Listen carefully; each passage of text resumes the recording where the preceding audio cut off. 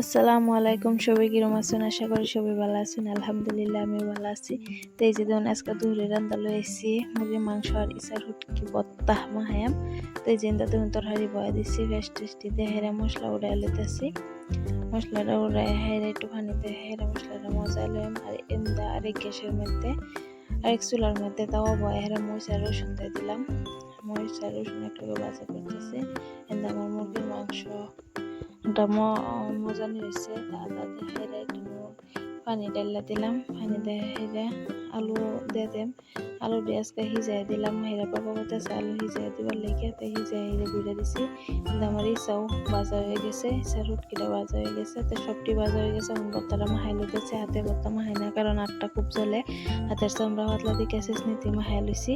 এই দেখুন লাউ ভাজি বানাইলাম, ভর্তা আর মুরগি মাংস তরকারি আমার হয়ে গেছে। তো এই যে দুহরি রান্না শেষ করে হেরে গেলাম গো মাহিটারে কুচু করে বের কুচু করে আনছি। কি ধরনের নাইসটা আমার কাছে ঠাস টুস পড়তেছে, তার একটু কুচু করে দিলে ভাত খাওয়াই ঘরটা একটু সাফ করে লইছি, ঘরটা মুছলাম হুড়লাম বাস করলাম।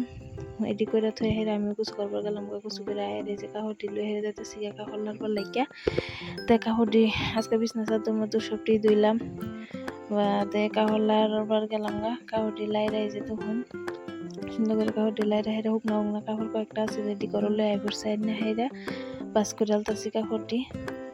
এই যে দেখুন মাহিরা পাপারে বাদ দেয়ালছি। তো ভিডিওটা কিরম লাগছে সবাই তো আশা করি ভালো লাগবো।